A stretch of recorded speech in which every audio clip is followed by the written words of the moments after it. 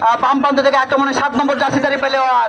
এ যেন কোপাইরো ফুটবলের হাওয়া লেগেছে দ্বীপ জেলা ভোলায়। জেলার বোরহানুদ্দিন সরকারি আব্দুল জব্বার কলেজ মাঠে বোরহানুদ্দিন উপজেলা ক্রীড়া সংস্থার উদ্যোগে আলী আজম মুকুল গোল্ড কাপ ফুটবল টুর্নামেন্টের আয়োজন করা হয়। জাতীয় সঙ্গীতের মাধ্যমে টুর্নামেন্টের তৃতীয় আসরের উদ্বোধন ঘোষণা করা হয়। উদ্বোধনী ম্যাচে অংশগ্রহণ করে বোরহানুদ্দিন উপজেলা একাদশ বনাম তজুমুদ্দিন উপজেলা একাদশ।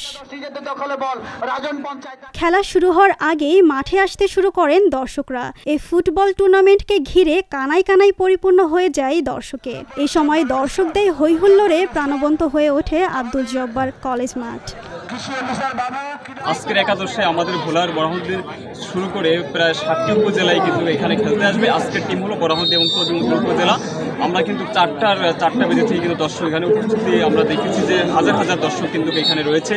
খেলায় প্রধান আকর্ষণ ছিল নাইজেরিয়ান ফুটবলার ডুডু ওসমান ও মোজো। খেলাকে ঘিরে যাতে কোনো ধরনের অপ্রীতিকর ঘটনা না ঘটে এজন্য পুলিশ সহ বিভিন্ন গোয়েন্দা সংস্থার সদস্যরা সার্বক্ষণিক পাহারায় ছিলেন। প্রধান অতিথি হিসেবে উপস্থিত ছিলেন ভোলা 2 আসনের এমপি আলী আজম মুকুল।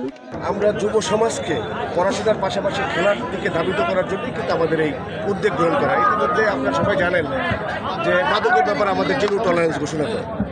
মাদকের দিকে আমাদের অনেক যুব সমাজ কিন্তু ধাবিত হচ্ছে, যার কারণে আমরা পড়াশোনার পাশাপাশি সংস্কৃতি এবং ক্রীড়ার দিকে ঝুঁকি নিয়েছি এবং আমরা এই উদ্যোগ নিয়েছি। আমাদের এখানে উপজেলা চেয়ারম্যান আছেন, নির্বাহী কর্মকর্তা আছেন, আমাদের দৌলত খানের ক্রীড়া সংস্থার সাধারণ সম্পাদক আছেন, মহাদের সাধারণ সম্পাদক আছেন। আমাদের উদ্দেশ্য যে আমরা যুব সমাজকে ভালোভাবে একটি বাংলাদেশের স্মার্ট নাগরিক হিসাবে গড়ে তোলাই, এটাই আমাদের উদ্দেশ্য।